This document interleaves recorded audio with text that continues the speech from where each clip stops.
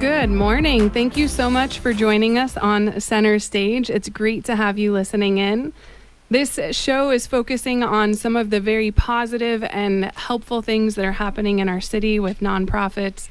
And I am just so grateful to be able to do this show and to be able to tell you guys about some of the cool things that are happening.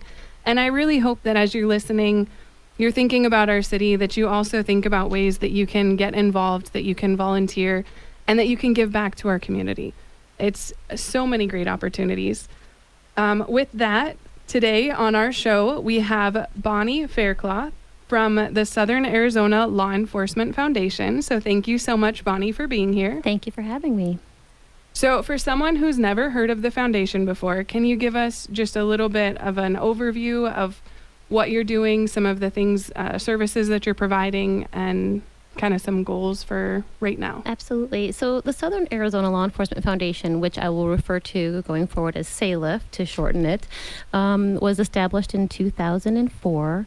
And it was established by the community, local community business leaders and individuals who would like to show appreciation for our law enforcement, our local law enforcement agencies in the city, in the metro area, as well as provide them with things that they need that helps them do their job, helps keep them safe and keep our communities safe too. And some of those are programs that I'm sure that our listeners have heard of. Lots of different things that have been done recently. Thank a Cop specifically, I know is a very big one. I've heard quite a bit. Yeah. Can you share some more of the different programs that you've had? Sure. So again, the focus is on basically our law enforcement and just kind of appreciating them, thanking them, and the foundation. They created the Thank a Cop program probably back in 2009. It was shortly after there was a tragic line of duty death in Tucson. And they realized that it was important to keep our officers safe. And how can we do that? How can we, while they're trying to keep us safe, how can we, help them? And in essence, we'll protect them and because they protect us. And so the Thank a Cop program is basically a large fundraiser. It happened once a year in May, right around the National Police Week, and where all law enforcement is noted and appreciated and thanked. And what we did was we worked with communities, businesses, and individuals that would like to donate towards to the foundation so that we could provide protective gear such as ballistic vests or canines or anything that would help the officers stay protected and so they could better protect the community while they're doing their job. And what are some of you mentioned fundraisers and that there are specific items that are needed, and then also the canines, that there are specific things. Those are a specific request from the agency themselves, right? It's not just anything. It's specifically what they need. How do they go through that process? It is. It's specific. So it's specific to what our mission is. And so our mission is protective gear, technology items, training, officer training opportunities. And so when someone makes a donation to SALEF, the money is only used for those things. So they can be, people can trust that will only be used towards its mission and what they're donating it for. And so the different agencies that we support and partner with, there's 7 local agencies that we do this with. And that's Tucson Police, Marana Police, the U of A Police, Pima County Sheriff's Department, Oro Valley Police, the Tucson Airport Police, and Pima College Police. And when they find a need that fits within our mission, such as protective gear or technology, they submit a request to us and let us know that they're in need of this. If their budget isn't quite covering it or there's an urgent need and they can't wait. And so they submit it to us, and we were able to help them with those items. And so we're really excited about that when we get a request, because they know that we're here for them, and then it also lets them know that when we're able to give that to them, the community cares too, because we've received donations from the community and caring supporters. And if someone wants to donate money to go toward these grants for the agencies. Mhm. How do they do that? So SALEF is a 501c3 nonprofit. We have a website, soazlef.org, or they can give us a call. There's lots of opportunities to also participate in our fundraising events. They're large community events, a couple of them each year that they can participate in. And them participating is actually a kind of, in a sense, a donation, because we use the proceeds from those events towards these grants and to fund those requests. And are the opportunities for volunteering mostly based around those fundraising events, or are there Yes. other opportunities outside of The that? majority is because our primary mission also, so that we can provide these fundings and grants, is fundraising events. And we have 4 major events throughout the year. And we do, our board is volunteers. And so it's basically a board of volunteers that presents these events. And they're large community events, and they always include the community, and our law enforcement are always there to interact with them. And there we do need lots of volunteers, and so anybody that's interested can go to our website. There's a volunteer interest form. They can take a look at the different events that are coming up if they're interested in volunteering at that event. We definitely could use their help. Do you know about how many volunteers you need for any given event? So each event is a little different. But we always will need a minimum of about 10 to 15, actually, that we bring on. A lot of them are repeat, so that we they know that they're coming, and they come to us and they let us know that they were interested. But we always need to fill probably anywhere from 5 to 10 more every event. Yes. And if someone's interested in that volunteer, you said there's a form that they can fill out for interest? There is a form online that Okay. they submit it. They just let us know that they're interested, and then they send it to us, and it's me, actually, and then I will contact them back and just chat with them and let them know, give them more details about what the volunteer entails, and then of course answer all of their questions as well. And there's information on the website as well. Can you give us that website one more time? Sure, absolutely. It's soazlef.org. And that's basically SO for Southern, AZ for Arizona, and then LEF for Law Enforcement Foundation. And what would be a good phone number to reach you at for someone who's interested? Sure, the foundation number is 520-207-2878. And, if you're just tuning in, we're talking about just different opportunities to give back to the people who are sacrificially giving to our community. Mm-hmm. The officers that are there protecting us, protecting our schools, our kids. There's so many different places that they go and they take care of the community, Mhm. and sometimes without the things that they need. And so this is a really good opportunity to make sure that they have what they need to effectively do their jobs, to protect us, to take care of us as a community. So it's a very cool opportunity to get involved, to give back to the people that are working so hard in our law enforcement agencies. Yeah. And can you just mention again some of the previous items that have been purchased, some of the previous grants that were awarded? Sure, absolutely. So, as I mentioned, SALEF has been around since 2004.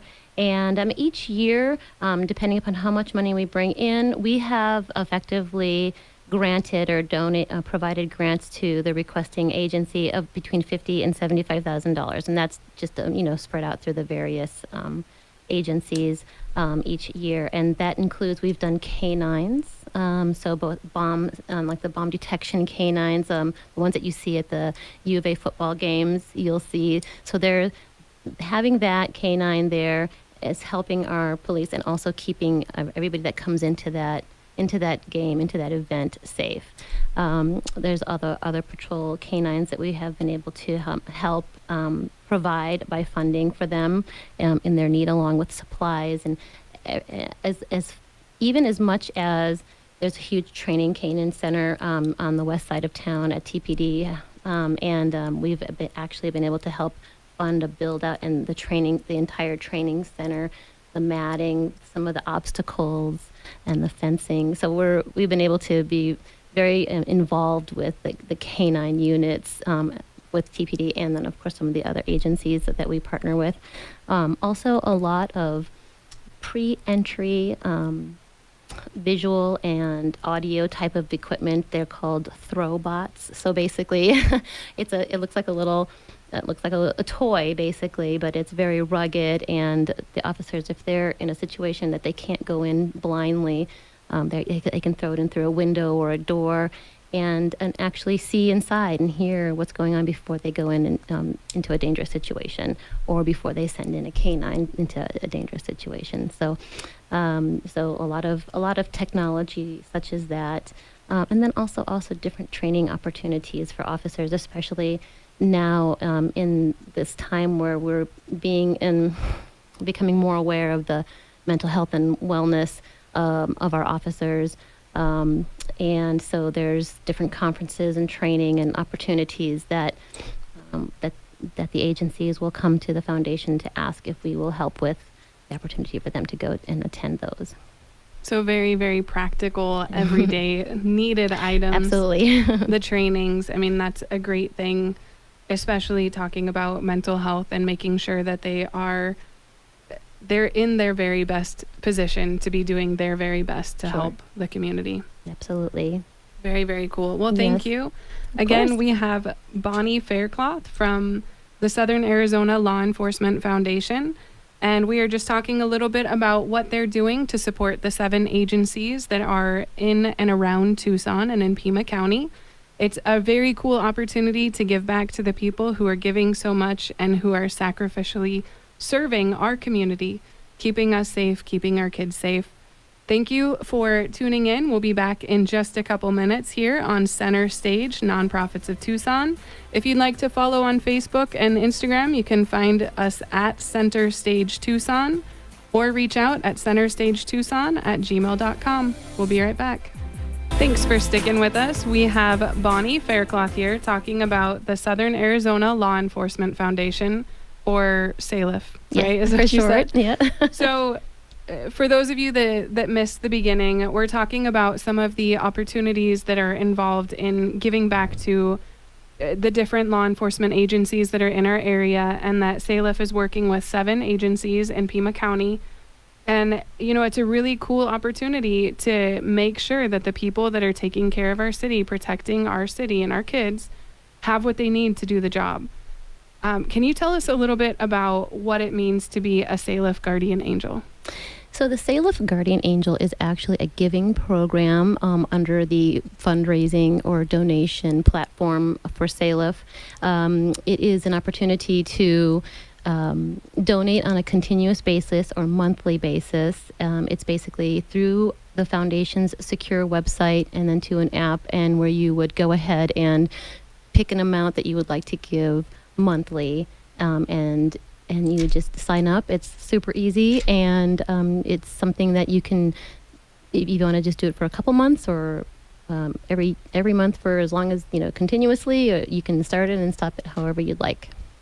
And the money that's given through this is going toward funding grants, things that are requested by the 7 agencies in particular. So it's the things that they need in order to do the job that they're trying to do. Exactly. So it's basically, it's an opportunity for us to gain the resources, or in more literally money, so that when these 7 agencies submit a request or a grant request for funding for something specific that's to our mission, we're able to provide it. And we have talked a little bit about some of those specific items, but there are also programs that are being funded. Can you tell us a little bit about the START program? I can. So START stands for Safe Teen Accident Reduction Training. And the SALEF provides and supports and administers this program in conjunction with Tucson Police Department. And what it is a free class that teens who are between the ages of 16 and 19 have their driver's license, can sign up to attend at no charge, and they go through about 6 or 7 different accident avoidance type of maneuvers, things that they would generally see out on the road, and as a new teen driver may not have the experience to avoid. And so you sign up through through SALIF, and then you attend the classes out at the Tucson Police Academy. Your instructors are professional driving instructors out at the Tucson Police Academy. Vehicles are provided. The older decommissioned Tucson Police Department vehicles, and you sit. It's a hands-on behind the wheel. The instructor sits right next to you. They go through things like maneuvering through a wet type of surface. So they slick down a pad. They make it all wet, and they put cones out, and you have to effectively brake and turn and get through without knocking over any of the cones. And it's quite interesting because the teens, the first time through, they spin out and they knock out the cones, and but the instructors make them go through until they get it right. And there's about 6 or 7 other maneuvers that they go through until they get it right. Off-road recovery and brakes, and they familiarize them with the ABS and the different type of technologies that are in vehicles. So it is actually saving teen drivers' lives, to be honest with you. So it is, again, completely free, and you sign up through the SALIF website. So there were a lot of really cool things that you just said about, the program itself and the things that they're able to learn.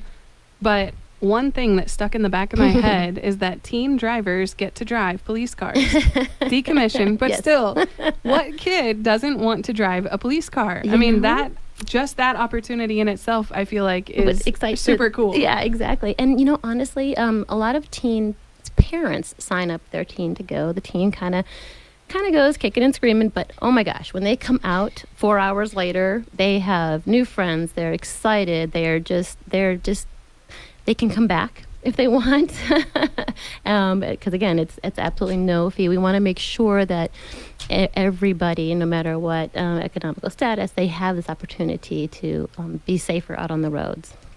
Well, and I'm thinking about the parents out there. My kids are far from being able to drive. Yeah. I've got some time, but even thinking about, the short amount of time that really is before they start driving. It'll be here fast. A lot of teens, and I taught high school as well. And so, I would think about some of those students, and I cannot believe that this kid is about to be behind the wheel. It's a little bit scary. Yeah. And so, there's a lot of challenges out there now that face the new teen drivers. Well, even adult drivers, there's the distracted driving and the devices, and the teens will actually go. We actually worked with donations, and we were able to put a cockpit simulator out at the academy, so the teens get to go through that, and they get to experience what it's like in a simulator, texting while driving. And yes. So yeah. Well, and that's a whole other thing. When I was a kid, we didn't really have phones that we were texting while driving, and exactly.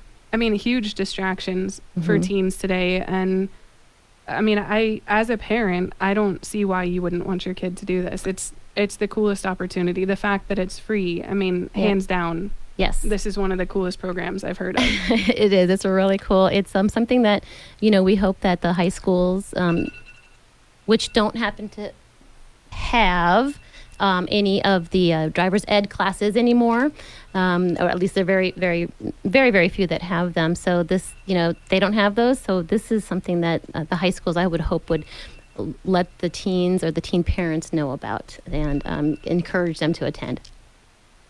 Yeah, I think that, if you're a teacher out there too, this is a really cool opportunity to be able to share something with your students that, it could have a life-saving impact. Absolutely. I think of myself as a teen and some of the things that I didn't know. I remember hydroplaning in my 1970 Firebird when I was a teenager, and it scared me. I was okay. I didn't crash. I got lucky.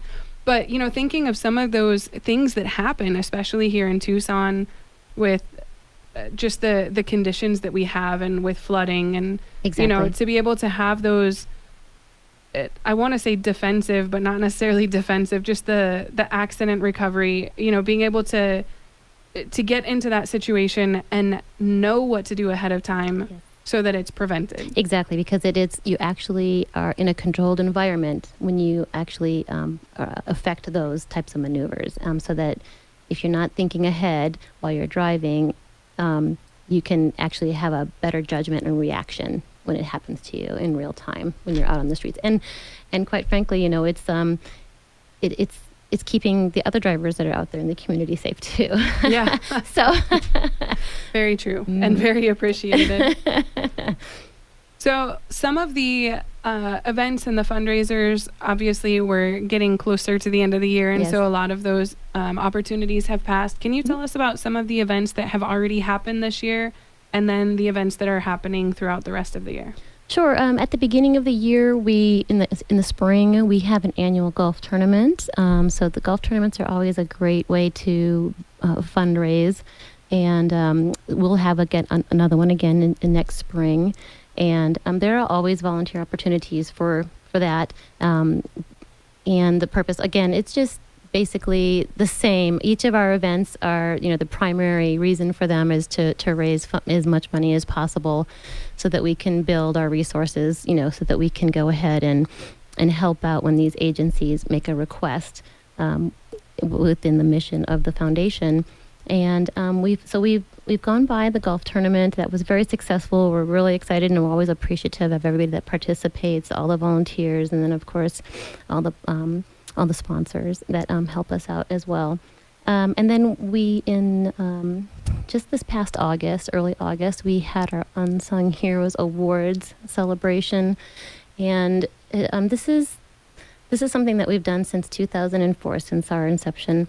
And what we do is we recognize law enforcement officers. They are actually nominated by their peers. This is not a employee merit type of award that's given out. It is actually they're nominated by their peer. They send it directly to the foundation, and we decide who, we pick the winners basically, or the awardees, and it's meant to highlight those that have gone above and beyond. Outside of and on a completely volunteer, non-paid basis, something that they've done in the community and given back, on top of everything that they do, every day when they go to work and help the community and protect them. So amazing stories, amazing things that these officers do on their own time, right down to one of them having their own foundation that they created, that helps kids that are in the children's hospitals and while during their stay. So it's just very moving, and it's always a very powerful event. And that went by in August, early August. So we'll have that again same time next year. And then there are a couple events that are coming up in the next couple months. Can you tell us about those? Absolutely. We have two kind of almost right on top of each other. October 7th, we have our 7 Badges Poker Run. It is a great event. It's super fun. It's basically, a poker run is usually motorcycles, but and 90% of our event is motorcycles, but we also invite vehicles, off-road vehicles, car clubs to participate in it. And there's going to be volunteer opportunities for that. That again, is coming up on October 7th. And then a month later, on November 4th, we have the coveted and very famous Cops and Rudders Car Show. So if you've been around and you're in the car show world in Tucson, which there's a lot, Cops and Rudders has been around forever. And that is actually a huge event. Lots of help, volunteers, and participation is needed, definitely. And you can find out all that at soazlef.org, which is the foundation's website. Okay, well, thank you so much for sharing about the opportunities that are coming up. And if this is something that you're interested in, please do reach out, go to their website and see how you can get involved.